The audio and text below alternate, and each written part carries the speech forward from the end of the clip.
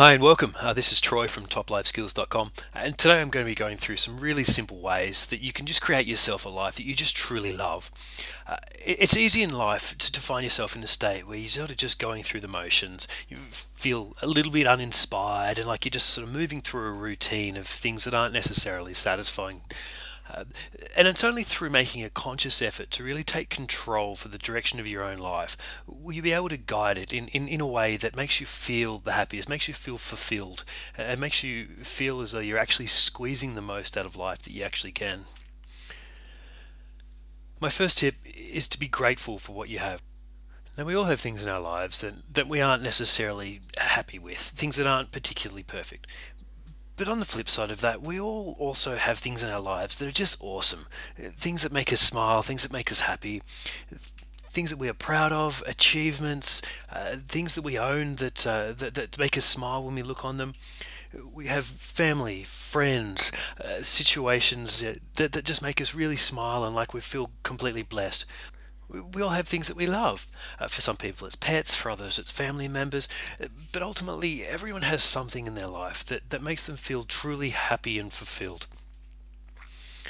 My second tip is to take control of your own life. If you really want your life to be something especially awesome, you have to be responsible for it. You need to take full control, full responsibility for everything that's happening in your life and accept that life isn't something that's happening to you. Life is something that's happening because of the way and because of the direction that you've decided to take it in.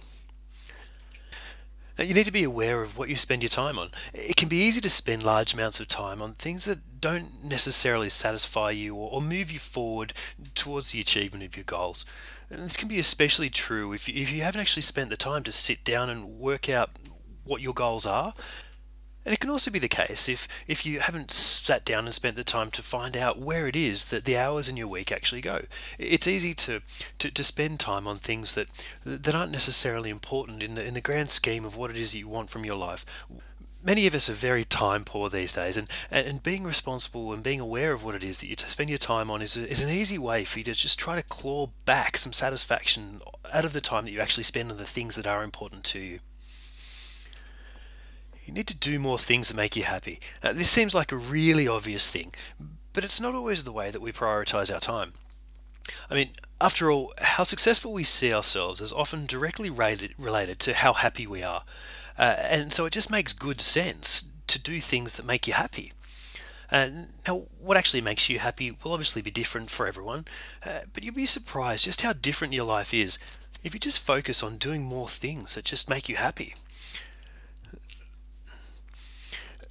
Now, the flip side of this, and something that seems like it should be so simple, but that so many of us also miss, is that in order to feel genuinely more happy in your life, you should simply aim to just do less things that make you unhappy. Now, often we feel obliged to do things that other people expect us to do, and at times saying no to people, particularly those people that are important to us in our lives, can be one of the most difficult things there is. And it should be obvious that if we spend less time doing things that we don't like, then we should have more time for things that we do like. So if we spend less time paying bills or working too much, then we get more time to spend at home with the family and with our loved ones. If you focus on the little things, seemingly small details help to put the other seemingly large things in perspective. Often you'll find that the small things are actually the ones that you care about the most.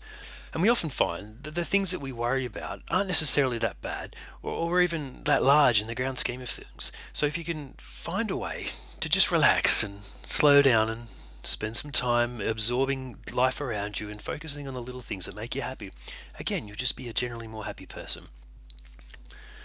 Now, another one that should seem reasonably obvious, but again, not all of us do this as well as we could, is to surround yourself with inspiring people. If you surround yourself with inspiring people, then as a result of that, you will simply absorb their inspiration and their positive energies, and as a result of that, be more inspired and be happier. The great thing is that these don't even need to be face-to-face interactions. They could be things like online, they could be radio, podcasts, as long as these are people that lift you up, inspire you, put you in a good mood, and set you on a proactive, goal-driven direction.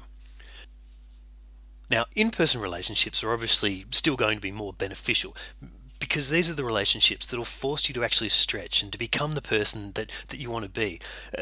It's through these sort of face-to-face interactions that you'll be held more accountable to meet your goals and to meet your aspirations, and as a result of that, to meet other people's expectations. Now, the hardest part of this, however, is probably going to be removing the people that no longer align with your view of the world. The upside of this is that you'll know that all of your relationships are genuine. And this alone creates a ridiculous amount of confidence and happiness. Just surrounding yourself with people that uplift you can be such a truly amazing experience. And lastly, be honest with yourself. You are the one that needs to spend the most time with you. You're the one that you need to live with. And honestly, there's little point in kidding yourself, because ultimately you are the one that knows you best. So any attempt to not be directly honest with yourself, you're really just cheating yourself. Now that's it for me. For more information and for similar articles, head on over to toplifeskills.com, where you can find information and details on how to sign up for the mailing list and how to connect with me on social media. It's been a blast. I look forward to chatting with you again soon. Cheers.